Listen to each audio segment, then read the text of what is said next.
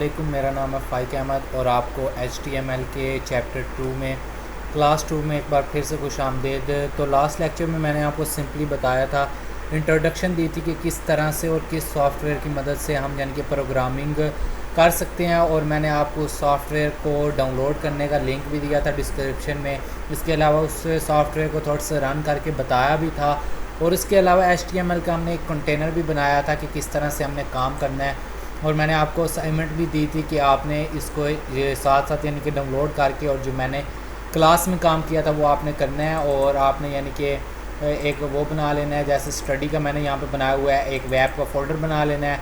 उसके अंदर हमारा लेक्चर 1 है, जो कि मैंने पिछले वीडियो में आपको बताया था कि किस तरह से आपने यानी कि वो काम करना है और किस तरह से आपने यानी कि वो सारा कुछ प्रोग्राम बनाना है नोटपैड++ में। तो एक बार हम पिछले काम की तरफ नज़र मार लेते हैं। तो पिछले हमने सिंपली ये HTML किया था, इसके अंदर हमने एक हेड पढ़ा था कि हेड क्या होता है। जिस तरह हमारी बॉडी में सबसे पहले हेड शुरू होता है और हेड के अंदर जस्ट एक माइंड होता है, इसी तरह यहाँ पे प्रोग्रामिंग में हेड के अंदर जस्ट एक टाइटल होता है और उसके अलावा बॉडी होती है और बाकी सारे टैग्स बॉडी में यूज़ होते हैं। और यहाँ पे मैंने आपको यानी कि एक टैग बताया था H1 साइज़ को बड़ा करने के लिए, जिसको अगर हम गूगल में रन करें तो ये इस तरह की यानी कि हमें शेप देता था H1 बिग साइज़, उसके बाद नीचे उससे स्मॉल साइज़ और H6 तक साइज़ यानी कि जा रहे थे। तो ये मैंने आपको लास्ट वीडियो में बताया था। तो आज की इस वीडियो में हम इसको रिमूव करते हैं सिंपली, और आज की इस वीडियो में मैं आपको कुछ HTML के बेसिक टैग्स के बारे में बताऊंगा, जो कि बहुत ज़्यादा यूज़ होते हैं प्रोग्रामिंग से लेके लास्ट अर्निंग तक, जो टैग बहुत ज़्यादा यूज़ होते हैं। उसके अलावा कुछ एडवांस आप कह लें या कुछ ऐसे टैग कह लें जिनकी हमें ज़रूरत पड़ती है प्रोग्रामिंग में, लेकिन कोई इतनी ख़ास ज़रूरत नहीं पड़ती। तो सबसे पहले हम शुरू करते हैं बेसिक टैग से। तो मैं यहाँ पे हेडिंग देख लेता हूँ बेसिक टैग्स, और उसके बाद नीचे अब मैं यहाँ से आपको टैग्स बताना शुरू करता हूँ। तो सबसे पहले मैं आपको पिछली वीडियो में जैसे कि बता चुका हूँ H1 बिग साइज़ करता है, तो यहाँ पे हम H1 डाल के और यहाँ पे हम लिख देते हैं टैग्स। उसके बाद यानी कि इसको हम रिमूव करते हैं और H1 का हम ऊपर ही लगा लेते हैं। यहाँ पे हम H1 का लगाते हैं, ठीक है। उसके बाद हम बेसिक टैग्स लगाते हैं और H1 की हम क्लोजिंग कर देते हैं। ये टैग मैं आपको पिछली वीडियो में बता चुका हूँ कि इससे क्या होता है, ये टैग्स का साइज़ बड़ा करने के लिए होता है। जिसको हम रिफ़्रेश करते हैं तो ये बेसिक टैग्स आ गया, ठीक हो गया। तो बेसिक टैग्स में जो सबसे पहले टैग आता है, नंबर 1 जो टैग है वो है सेंटर का टैग। आपने बहुत सारे यानी कि देखा होगा पेपर्स में भी, यानी कि जो स्टूडेंट्स हैं पेपर में एक सेंटर में आ रहा होता है, यानी कि आंसर दी फॉलोइंग क्वेश्चंस, या बहुत सारी वेबसाइट्स में जो टैग सेंटर में लिखा होता है, तो वो बेसिकली HTML के सेंटर का टैग उधर लगा होता है। जैसे कि यहाँ मैं सेंटर लिख देता हूँ और अब बीच में मैं लिख देता हूँ सेकंड लेक्चर, और यहाँ पे मैं लिख देता हूँ सेकंड लेक्चर HTML, ठीक है। और मैं सेंटर की क्लोजिंग कर देता हूँ, ठीक है, CNTR सेंटर की क्लोजिंग कर देता हूँ। ध्यान रखें आपने स्पेलिंग बिल्कुल सही रखना है, तभी ये ब्लू होगा। अदरवाइज़ अगर ये ब्लैक होता है तो इसका मतलब है टैग में कोई स्पेलिंग मिस है या आपने कोई ब्रैकेट रॉन्ग बंद की है। तो ये अब हमने सेंटर का टैग लगा दिया और सेंटर की क्लोजिंग कर दी। तो जैसे मैं इसको रिफ़्रेश करूँगा तो आप देख सकते हैं ये बीच में लिखा आ गया सेकंड डॉट लेक्चर HTML, ठीक है।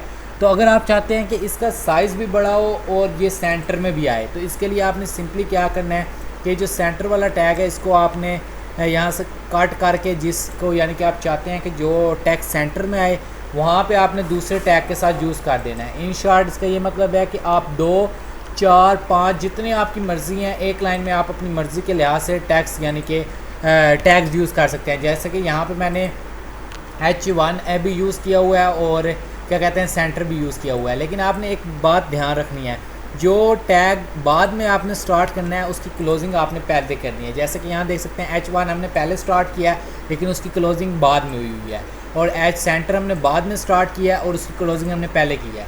तो ये एक किस्म का आप इसको समझ लें तरतीब है या रूल है प्रोग्रामिंग का। जो आपने जिसके टैग को आपने पहले स्टार्ट करना है उसकी क्लोजिंग लास्ट में करनी है, जिसको आपने बाद में स्टार्ट करना है उसकी क्लोजिंग आपने पहले करनी है।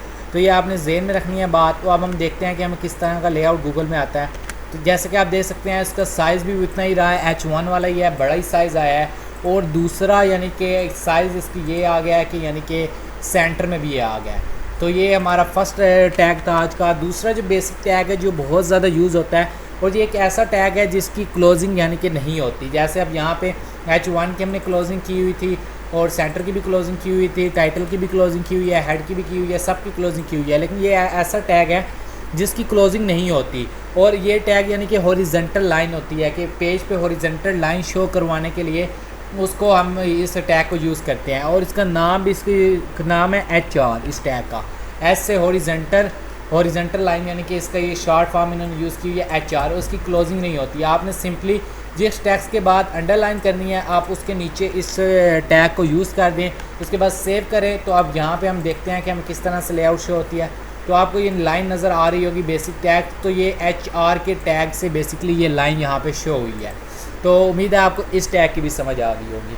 अब हम चलते हैं अपने थर्ड टैग की तरफ, जो कि यानी कि बहुत ज़्यादा इंटरेस्टिंग टैग है और बहुत ज़्यादा मज़े का टैग है। जैसे कि आपने बहुत सारी वेबसाइट्स पे देखा होगा कि कोई टैक्स होता है कि वो यहाँ पे इस तरह मूव कर रहा होता है, इस साइड से वो निकलता है और यहाँ से मूव करता हुआ इस साइड से अंदर चला जाता है और फिर दोबारा से बैक साइड से वो आता है। तो वो बेसिकली उस टैग का नाम जो है वो है मार्क्यू। ये आप साथ साथ नोट कर लें, क्योंकि और टेंशन की बात नहीं है अगर ये आपको टैग भूल भी जाते हैं, आप एक कॉपी पे नोट कर लें इन टैग्स को। मुझे भी ये लास्ट में जाके याद हुए थे, तो ये टेंशन की बात नहीं है अगर आप इन टैग्स को स्पेलिंग भूल जाते हैं या आपको ये टैग्स याद नहीं रहते। तो आपने बस सिंपली इनको चलाना आपको आना चाहिए, याद करना कोई बड़ी बात नहीं है। तो आपने जस्ट इनको रन करना है। आप साथ साथ भी कर सकते हैं या पूरी वीडियो देख के आप बाद में भी कर सकते हैं। तो मार्क्यू हम सबसे पहले अब लगाते हैं। मार्क्यू के अंदर मैं कुछ भी लिख देता हूँ, जैसे कि मैं अपना नाम लिख देता हूँ 5, और उसके बाद मैं मार्क्यू की क्लोजिंग कर देता हूँ। ये जैसे कि मैं इस करूँगा रेड हो जाएंगे दोनों ब्रैकेट्स, यानी कि इसकी क्लोजिंग हो चुकी है। अब मैं सेव करता हूँ और अब मैं जाके आपको लेआउट दिखाता हूँ कैसे आ रही है। आपको ये टेक्स्ट नज़र आ रहा होगा 5 का, ये बेसिकली यहाँ से निकला है इस साइड से, और ये अब दूसरी साइड जहाँ यानी कि होगी यहाँ तक ये आएगा। तो ये बेसिकली मार्क्यू के टैग का काम है। तो मैं आपको एक बार दोबारा से रिपीट कर रहा हूँ कि आपने टेंशन नहीं लेनी। अगर आपको ये टैग्स भूल जाते हैं या इनके स्पेलिंग याद नहीं रहते, तो आप सिंपली एक कॉपी पे नोट कर लें और जब आप प्रोग्रामिंग करने लगें तो वो कॉपी अपने पास रख लें। आपको सिंपली जो मेन मकसद है वो आपको ये टैग्स चलाने आने चाहिए, ठीक है। तो ये एक मार्क्यू का टैग हो गया जो कि बेसिक टैग में ही शामिल होता है। उसके बाद जो है एक आई का टैग है। आई तो सबको पता है होगा, अटैलिक, आई से अटैलिक होता है, बी से बोल्ड होता है। तो हम ये भी जल्दी से कर लेते हैं। तो हम यहाँ पे सिंपली HTML लिखते हैं और इस टैग की क्लोजिंग कर देते हैं। आई की क्लोजिंग होती है, HR की क्लोजिंग नहीं होती। जितने टैग्स हमने अभी तक पढ़े हैं उनमें से जस्ट HR की अभी तक क्लोजिंग नहीं होती, जो कि यहाँ पर लगा हुआ है। तो इसको अगर मैं थोड़ा सा ब्यूटीफाई कर दूँ तो हम एक एंटर स्पेस डाल देते हैं बीच में, ताकि सारे टैग्स क्लियरली नज़र आएँ। तो ये अब हमने आई का टैग यूज़ किया है। आई से बेसिकली क्या होता है कि जो टेक्स्ट उसके बीच में हम राइट करते हैं वो अटैलिक हो जाता है। तो जैसा कि यहाँ पे आप देख रहे हैं ये HTML लिखा आ गया और वो थोड़ा सा टेढ़ा आया है। उसकी क्या रीज़न है, हमने आई का टैग लगाया है इसलिए, यानी कि वो बोल्ड हो गया। उसके बाद अटैलिक क्यों, इसलिए वो टेढ़ा हो गया। उसके बाद अब हमने अगर बोल्ड करना चाहते हैं किसी टेक्स्ट को तो हम सिंपली बी लगाएंगे और उसके बाद यहाँ पे हम लिख देंगे लेक्चर, लिख देते हैं या कुछ भी आप चाहें लिख सकते हैं। उसके बाद हम बी लगा के उसके बाद इसकी क्लोजिंग कर देते हैं बी की, और यहाँ पे हम रिफ़्रेश करते हैं तो आप देख सकते हैं ये जो लेक्चर लिखा है HTML के आगे, तो ये लेक्चर यानी कि बोल्ड आया है। बाकी ये देखें मार्क्यू का भी जो टेक्स्ट है वो भी बारीक से लिखा हुआ है, HTML भी बारीक से लिखा है, और जो बी का टैग है उसने टेक्स्ट को बोल्ड कर दिया है, ठीक है। उसके बाद ये एक इसका इंटरेस्टिंग टैग था। उसके बाद हम टाइम ज़ाया नहीं करते और फ़ौरन अगले टैग पे जाते हैं। एक टैग होता है क्यू से मतलब होता है क्यूट्स, यानी कि आप जो इसके अंदर टेक्स्ट लिखेंगे वो कोमाज में आएगा, इन्वर्टिस कोमा में आएगा। जैसे कि किसी की शायर वगैरह क्यूट होता है तो वो फिर यानी कि कोमाज में आता है। तो यहाँ पे भी हम कुछ भी लिख सकते हैं, दिस इज़ अमेजिंग लिख देते हैं हम। तो यहाँ पे आप स्पेलिंग हम गलत ही जाने देते हैं क्योंकि इसकी कौन सा इतनी टेंशन है हमें, हमारा जस्ट काम टैग को चलाना है तो स्पेलिंग गलत पड़ेगा। तो यहाँ पे हम इसकी क्लोजिंग कर देते हैं, ठीक है। और ये पता नहीं क्या बन गया, दिस इज़ अमेजिंग, चलो ठीक है जो भी है। उसके बाद हम यहाँ पर रन करते हैं तो यहाँ पे आप देख सकते हैं जो लेक्चर बोल्ड है उसके आगे इन्वर्टिस कोमा के अंदर जो हमने लिखा है। अब आपके यानी जहन में एक सवाल आ रहा होगा कि ये नीचे वाली लाइन पे क्यों नहीं आ रहा, जबकि हमने यहाँ पे इतनी स्पेस डाल के लिखा हुआ है, फिर भी ये एक लाइन में क्यों आ रहा है। तो इसके लिए एक और टैग यूज़ होता है जिसका नाम है BR। अभी तक हमने कितने टैग ऐसे पढ़े हैं जिनकी क्लोजिंग नहीं होती, जस्ट 1 HR।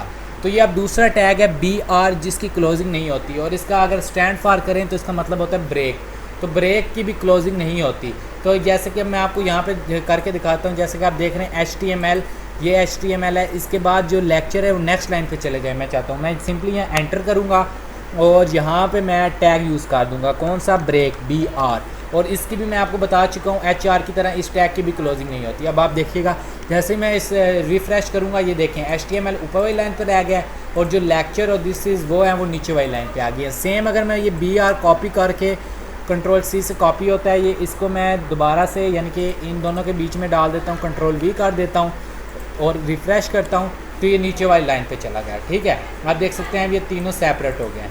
सेम अगर अब मैं करता हूँ कि मैं कहता हूँ कि स्पेस थोड़ी बढ़ जाए तो मैं सिंपली इस BR को एक और बार डाल दूँगा, 2 बार BR डाल दूँगा, फिर रिफ़्रेश करूँगा, आप देख सकते हैं स्पेस ज़्यादा हो गई है। तो इस तरह से हम टैग्स के दरमियान स्पेस भी डाल सकते हैं। तो ये एक और बेसिक टैग हो गया। इसके बाद अभी तक हमने कितने पढ़ लिए, 4-5 आई थिंक हमने टैग पढ़ चुके हैं जो कि बेसिक थे। Centre H1 to H6, I, B, Q, उसके बाद और एक टैग होता है B के बाद HR होता है, BR होता है। तो ये सारे ऐसे टैग्स थे जो कि यानी कि सिंपल टैग्स थे, बेसिक टैग्स थे जिनका हमें ज़्यादा से ज़्यादा यूज़ होता है। तो अब मैं दोबारा से H1 का टैग लगाता हूँ और अब हम ऐसे टैग यूज़ कर लेते हैं जो कि थोड़े से एडवांस हैं और जो यानी कि एडवांस प्रोग्रामिंग में बाज़ दफ़ा यूज़ हो जाते हैं। ज़्यादातर जो टैग्स होते हैं वो यही यूज़ होते हैं जो मैंने यहाँ से लेके यहाँ तक आपको बता चुका हूँ। तो एडवांस टैग्स अब हम थोड़े से पढ़ लेते हैं, ज़्यादा नहीं है, 8-10 ही हम करेंगे। तो ये एडवांस टैग वो हैं जिनकी आपको ज़रूरत पड़ सकती है लेकिन ज़्यादा अमूमन पड़ती नहीं है। तो यहाँ पे हम लाइन डाल देते हैं ताकि आपको क्लियरली शो हो जाए पेज पे कि जो सामने वाले बेसिक टैग्स हैं वो यहाँ ख़त्म हो चुके हैं। तो यहाँ पे आप देख सकते हैं कि यहाँ तक जो लाइन डली है यहाँ पे बेसिक टैग्स हमारे ख़त्म हो चुके हैं। यहाँ से हम एडवांस टैग्स यूज़ करते हैं। ठीक है, तो एडवांस टैग्स में जो सबसे पहला टैग आता है वो आता है यानी कि जिसको जो यानी कि सबसे पहला टैग आता है वो है डिलीट का टैग। यानी कि अगर डॉक्यूमेंट में आपसे कोई मिस्टेक हो गई है और आप चाहते हैं कि जो यूज़र है आपको वो टैग रिमूव ना करना पड़े प्रोग्रामिंग में, जबकि जिसको आप समझाना चाह रहे हैं उसको समझ लग जाए कि ये मिस्टेक हो गई है टैग में और आप इसको डिलीट करना चाह रहे हैं, तो आपने सिंपली क्या करना है, डिलीट की शॉर्ट फॉर्म लिखनी है जो हम सबको पता है डेल, और उसके बाद आपने कुछ भी लिख देना है। मैं दोबारा से HTML लिख देता हूँ और उसके बाद आपने डेल की क्लोजिंग कर देनी है। उसके बाद आपने इसको सेव करके सिंपली गूगल पे जाके रन करना है। तो आप यहाँ पे देख सकते हैं HTML लिखा आ गया है और उसके ऊपर एक लाइन आ गई है जिसका मतलब है ये कट है और ये बाय मिस्टेक यानी कि लिखा है उसने। तो ये एक बहुत अच्छी चीज़ है इसमें। ठीक है, उसके बाद एक और जो बहुत ज़्यादा एडवांस टैग है जो कि मज़े का टैग है वो है ब्लॉक क्यू। इसका हम अगर हम ऐसे लिखें ब्लॉक, ये क्या लिख दिया मैंने, इसका ब्लॉक BLOC के ब्लॉक, उसके बाद क्यूट QUOTE। ठीक है, ये ब्लू हो चुका है। बेसिकली ये काम करेगा जब आपने यानी कि पूरी लाइन लिखनी हो, जैसे कि हमारे पास एक लाइन है दिस इज़ अमेजिंग, तो आप चाहते हैं कि जो दिस है वो एक लाइन पे आए और इज़ है वो नेक्स्ट लाइन पे आए, यानी कि जो क्यूट आप चाहते हैं कि वो सेपरेट हो जाए उस लाइन से। यानी कि अगर मैं यहाँ पे थोड़ी सी बड़ी लाइन लिखता हूँ this is amazing but it's tough, अगर मैं यहाँ पे ये लाइन लिख देता हूँ, ठीक है, और उसके बाद मैं यानी कि this is amazing but it's tough, तो ये पूरी लाइन मैं यहाँ से रिमूव करता हूँ। जस्ट मैं कहता हूँ कि जो दिस अमेजिंग है ना ये मुझे अलग लाइन पे चाहिए और ये वाला क्यूट मैं यहाँ पे पेस्ट कर देता हूँ, और जो बट इट्स स्टार्ट है इसको भी मैं इसकी क्लोजिंग से बाय लिखता हूँ। यहाँ पे मैं जो ब्लॉक है क्यूट है इसकी मैं क्लोजिंग कर देता हूँ, और यहाँ पे हम यानी कि अब ये क्या लाइन होगी कि मैंने जस्ट ब्लॉक क्यूट के अंदर क्या लिखा है, अमेजिंग लिखा है, और बाकी दिस इज़ और ब्लॉक क्यूट टैग मैंने लगाया उसके अंदर मैंने लिख दिया अमेजिंग, और उसके बाद बट इट्स टफ मैंने ये वैसे ही लिख दिया। अब मैं गूगल पे जाता हूँ और रन करता हूँ तो आप देखें कि अगर मैं ब्रेक डाल के इसको यानी कि नेक्स्ट लाइन पे लिखूँ ताकि आपको सही से समझ आ जाए, ब्रेक डाल के इसको नेक्स्ट, तो जैसा कि आप देख सकते हैं दिस इज़ वो वर्ड एक लाइन में शो हो रहा है, और जिस पे मैंने ब्लॉक क्यूट लगाया था अमेजिंग वो जस्ट नेक्स्ट लाइन पे चला गया उससे नीचे वाली लाइन पे, और जो बाकी नीचे वाला टेक्स्ट था वो भी एक लाइन में आ रहा है। तो आप किसी भी टेक्स्ट को यहाँ पे यानी कि अगर आप कहते हैं अमेजिंग और बट सेपरेट हो जाएं तो आप सिंपली अमेजिंग के बाद बट को भी स्पेस डाल के यानी कि यहाँ पे पेस्ट कर दें, और उसके बाद आप यहाँ पे रिफ़्रेश करें तो आप देख सकते हैं अमेजिंग के साथ बट भी आ गया है। तो ये ब्लॉक क्यूट ये काम करता है कि आपने अगर किसी एक लफ्ज़ को आप अगर उस पर ज़्यादा फोकस करना चाह रहे हैं और उसको नेक्स्ट लाइन पे आप कहते हैं कि वो ऑटोमेटिकली शिफ्ट हो जाए उस लाइन में से होके और बाकी लाइन वैसे ही आए, तो उसके लिए हम ब्लॉक क्यूट यूज़ करते हैं। उसके बाद एक और चीज़ है डिफ़ाइन की, कि एक स्पेसिफाइड टर्म है जिसको आप यानी कि डिफ़ाइन करना चाहते हैं, आप कहते हैं कि ये सही हाईलाइट हो पूरी लाइन के अंदर। तो जस्ट यहाँ पे मैं दोबारा से ब्रेक डालता हूँ ताकि अगले टैग आपको सही से क्लियर से समझ आ जाए। इसके बाद एंटर करते हैं और यहाँ पे मैं डाल देता हूँ डिफ़ाइन की शॉर्ट फॉर्म होती है DFN, डिफ़ाइन। और उसके बाद मैं यहाँ पे वही डाल देता हूँ, ये वाली सारी लाइन यहाँ से मैं कॉपी कर लेता हूँ, दिस इज़ Ctrl+C, और यहाँ पे पेस्ट कर देता हूँ। डिफ़ाइन के अंदर मैं जस्ट लिख देता हूँ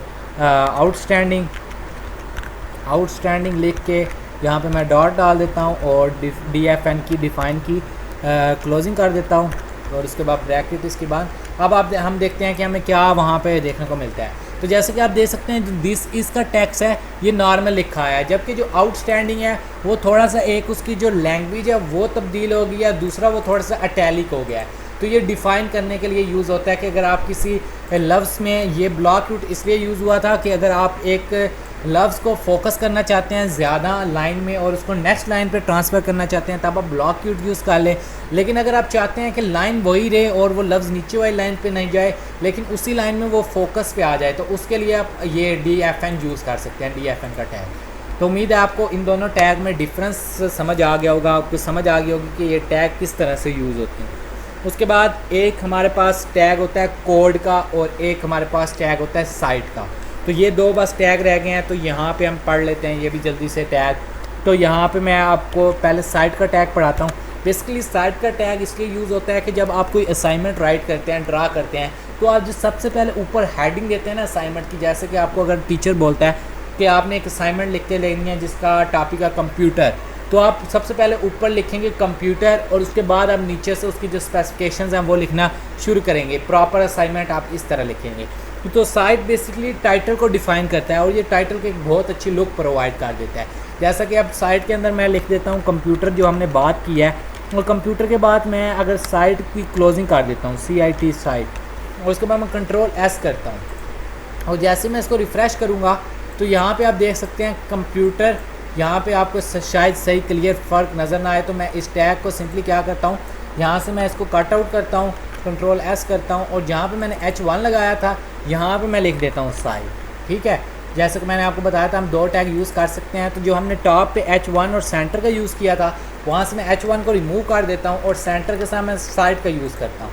तो अब हम रिफ़्रेश करते हैं तो आप देख सकते हैं ये बेसिक टैग्स जो ये ऊपर लिखा आ रहा है बेसिक टैग्स, अब ये प्रॉपर टाइटल के रूप में आ गया है, जैसे कि हम प्रॉपर उसमें यूज़ करते हैं। आगे ये बाकी टैग्स की तरह ही आ रहा था, बस इसका साइज़ बड़ा हो गया था और ये बोल्ड हो गया था, जबकि अब ये प्रॉपर एक इस टैग की वजह से एक प्रॉपर टाइटल की इसने लुक इख्तियार कर लिया। अगर आप चाहते हैं कि इसका साइज़ बड़ा हो तो आप एक और टैग भी इसमें ऐड कर सकते हैं। H1 हमने स्टार्ट में लगाया तो इसकी क्लोजिंग सबसे एंड पे होगी, तो आप मैंने आपको बताया कि आप 10 टैग भी एक साथ यूज़ कर सकते हैं, उसमें कोई मसला नहीं है। तो हम 3 टैग एक साथ यूज़ कर लेते हैं। तो आप देख सकते हैं कि प्रॉपर हेडिंग भी बन गया और ये टाइटल भी उसी शेप में आ गया है। ठीक है, तो ये एक था यानी कि एडवांस टाइटल। उसके बाद एक छोटा सा बिग स्मॉल का टाइटल होता है, ये एडवांस तो नहीं है लेकिन ये यूज़ हो जाता है। तो हम पढ़ लेते हैं, बिग में जस्ट लिख देते हैं स्ट्रॉन्ग और बिग की हम कर देते हैं क्लोजिंग। उसके बाद सेम हम नीचे चले जाते हैं और यहाँ पे हम लिख देते हैं स्मॉल। आप सबको समझ लगी गई होगी कि बिग से टेक्स्ट बड़ा हो जाएगा और स्मॉल से टेक्स्ट छोटा हो जाएगा, लेकिन फिर भी मैं आपको एक बार रिफ़्रेश करके तो पेज पे दिखा सकता हूँ। तो ये देखें, स्ट्रॉन्ग से टेक्स्ट बड़ा हो गया है और बिग से टेक्स्ट छोटा हो गया। और बिग लिखने से जो दूसरा टेक्स्ट है उससे इसका साइज़ कुछ बड़ा है और स्ट्रॉन्ग लिखने से जो नॉर्मल टेक्स्ट है उससे इसका कुछ साइज़ छोटा है। तो यहाँ पे हम स्ट्रॉन्ग के अंदर हम वीक लिख देते हैं ताकि सही उसका कॉम्बो बन जाए और उसके बाद हम रिफ़्रेश करते हैं। तो ये यानी कि टैग्स था। उसके बाद बस यही टैग्स थे आज कुछ इम्पोर्टेंट जो कि HTML की कोडिंग में बहुत ज़्यादा यूज़ होते हैं और आपकी प्रोफेशनल अर्निंग तक ये बहुत बार टैग यूज़ होते हैं। और मैं आपको दोबारा से रिमेंबर करवाता हूँ, अगर आपको ये याद ना हो तो आप जस्ट एक कॉपी पे लिख लें और जब आप इसकी प्रैक्टिस करने लगें तो आप सिंपली इन टैग्स को यानी कि अपने साथ रखें और देख के लिखते रहें। बस आपको चलाने आने चाहिए, याद करना कोई बड़ी बात नहीं है, क्योंकि ये रट्टे से नहीं होगा, आपके समझने से आप प्रोग्रामिंग समझ सकेंगे। तो यहाँ से ये बेसिक टैग्स थे कुछ और उसके बाद ये एडवांस टैग्स थे। तो इसकी असाइनमेंट यही आपको सिंपली दूंगा कि आपने इनकी अच्छे से प्रैक्टिस करनी है और आपकी जब यानी कि फुल जब तक हैंड पे ये ना आ जाए आपने इसकी प्रैक्टिस करते रहना है। और बाकी फिर मैं आपको नेक्स्ट लेक्चर में मिलूँगा HTML की एक और मज़ेदार क्लास के साथ। उम्मीद है आपको वीडियो पसंद आई होगी। अगर आपको वीडियो पसंद आती है और आप चाहते हैं कि आपके लिए मैं और ज़्यादा अच्छे ट्यूटोरियल बनाऊं तो आप इस वीडियो को लाइक कीजिएगा, थम्स अप दीजिएगा, तो चैनल को सब्सक्राइब कर लें ताकि आपको कोई भी अर्निंग का ट्यूटोरियल और जो हमारा सफ़र है वो मिस ना हो और आपकी कोई बात ना छूटे। और आपको इन सब की समझ आ जाए। अपना ख्याल रखिएगा, तब तक के लिए अल्लाह हाफिज़।